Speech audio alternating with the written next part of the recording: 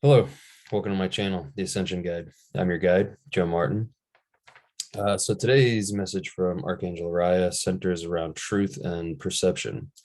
Get to that in a minute, but first I want to thank everybody for tuning in and go ahead and ask you if you haven't already to go ahead and hit that subscribe button, as it lets me know that you guys resonate with the messages that I put out.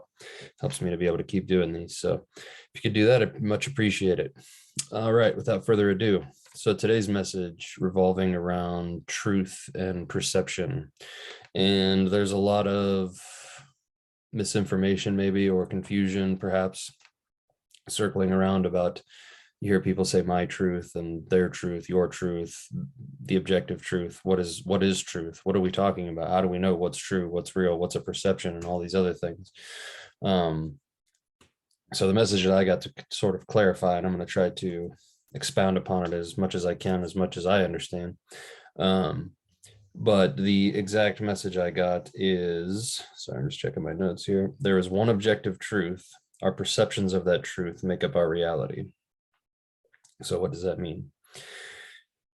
The one objective truth, as far as I understand it, is everything is energy. Everything beyond that is our perception of that energy and how we interpret our world around us. And that perception creates the reality that we are taking part in at the current moment.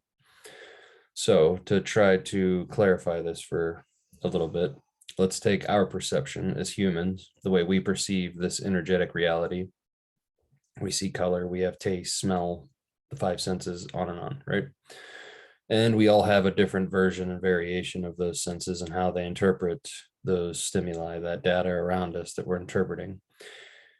But what about a snake? A snake interprets this world entirely different. It sees through heat signatures. And so it's going to interpret that very same data that we're interpreting in its own way. And that creates the snake's reality, which is going to be the same interpretation of the same one objective truth, the one objective reality that we're all a part of. But each of us is going to interpret that reality in our own way. Now, with that being said, there's also the levels of evolution that take part in this. So, for instance, there are many of you who have probably read something when you were younger and then came back to it later on to only discover that that same passage or whatever it was had an entirely different meaning to you because you had learned more, you had grown, you had evolved, your perception had grown or changed. So I had made a video before, and I'll post it up here, about the truth and how there's sort of the three sides of the truth. And Ariah's kind of explained it to me before, like a giant piece of pie, and everybody's taking a little bite from over here or a bite from over here. Doesn't mean that they're wrong necessarily. They just only have their little piece to understand of that greater truth, that greater whole. And so with that, it kind of takes away that there is still an objective truth and there still is a subjective truth in all of this. And so people, the way they perceive things, they are not lying. They're not saying that what they're saying is false, but it is also, maybe they aren't interpreting it the full way, the full correct interpretation. And none of us are, probably, until we get to the creator's level and we can understand it from that perspective entirely. But from our limited perspective, it is that we are interpreting this data based on what we know, based on our own evolution, based on how we calculate and put together the things that we've identified based on the information that's available to us. So if any of you have ever done like mushrooms or anything that expands your mind in that sense, you have seen that there is more around you and more in this reality than we can perceive. Our senses, so for instance, the electromagnetic spectrum, what we can see, visible light, we see about 2.5% of that. So that means that there's 97.5% of light going around us that we can't interpret with our naked eye.